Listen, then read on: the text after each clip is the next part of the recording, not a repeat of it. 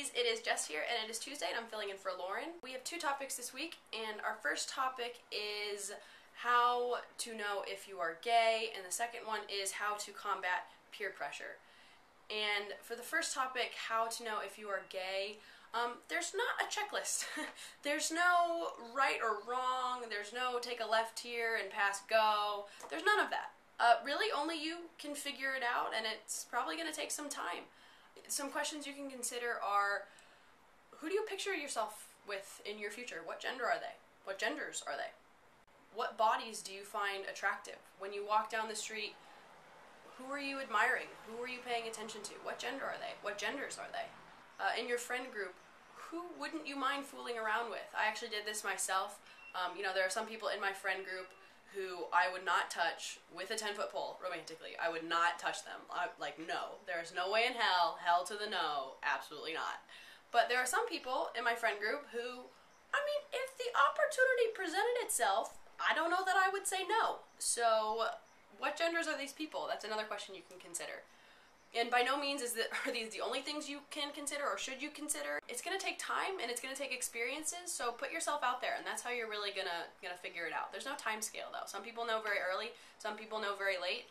So whatever your time scale is, it's your time scale. Just be patient and give yourself that. And our second topic is how to combat peer pressure, and that could be in a lot of different realms. That could be sex, that could be drugs, that could be alcohol, that could be cheating, whatever it is. And I think the only way to combat peer pressure is with courage. And I think that courage can come in a lot of different forms. It could come in the traditional sticking up for yourself, saying no, doing what's right kind of thing. I think it can also be not putting yourself in dangerous situations and having the courage to deny yourself that. Don't go to that party. Don't hang out with that person. Don't be alone in that bedroom. Don't text that person who wants your homework. It could be any of these things. I'm sure it's a lot more, but just having the courage to deny yourself the opportunity to even be in those situations, I think takes a lot of courage too, because everyone else is doing it. But if you can say, no, I'm not going to even go there, then you're going to protect yourself against a lot of types of peer pressure. Another type of courage to combat peer pressure, I think, is knowing when to ask for help and support, and that could be from friends, from family, parents, teachers. There's a lot of different avenues that you can take and a lot of different resources, and having the courage to reach out for help when you need it, I think, is also important. For me, I've always taken the more aggressive form of combating peer pressure in the sense that I just say no, and I've always had very strong moral convictions, for right or for wrong, and for better or for worse. I know what's right for me, and I know what's wrong for me, and I'm more than willing to put my foot down, and I know that not everyone is willing to do that, but for me, it's always come very easily. One example of this is I actually played soccer all my life, and in high school I played all 4 years of varsity. And when I was a sophomore on the varsity team, the senior captains decided to do a hazing event where all of the freshmen were brought to one of the senior captain's house, and they were undressed and put in very little clothing, and they were forced to drink and play drinking games. And is this legal? Oh my god. This has happened like 800 times. This is not a good time to film. There's so many noises. Okay. Focus. So they were brought to one of the senior captain's houses, and they were, undressed and put in very scandalous clothing, very provocative, very little clothing, if I may say. Calling it clothing, I think, is a stretch. And they were forced to drink and play drinking games and like truth or dare and things like that. And it's one thing to be in the captain's house and doing these things with your teammates, but then they were also forced to learn a very sexual dance and go to the In-N-Out, which is a burger place on the West Coast, and dance in front of a bunch of strangers in the In-N-Out, and go outside when it was like 30-degree weather and dance in front of the men's soccer team and like half the school.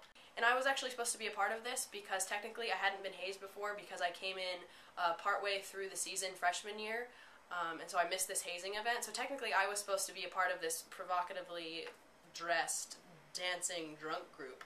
But I refused to do it. I was like, no, I'm not doing this. I knew it was not something that I was interested in. So for some of the girls, this was fun, and this was something to be enthusiastic about, and it's going to create memories and all that. And for some of the girls, it was terrifying and mortifying and really embarrassing and a really awful experience.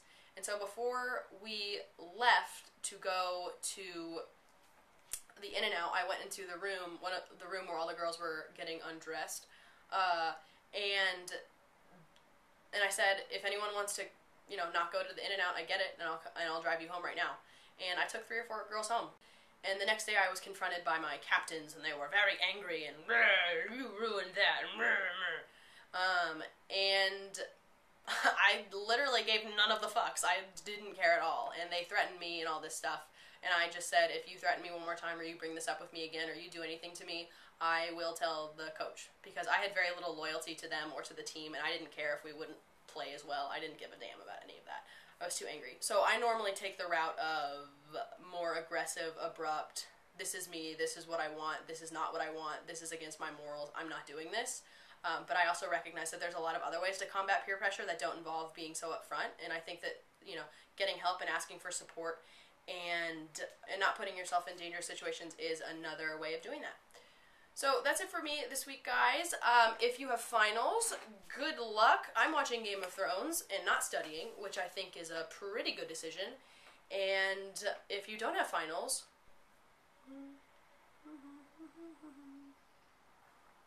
I'm just joking, but seriously, you guys are lucky. Alright, have a good week. I'll see you later. Bye.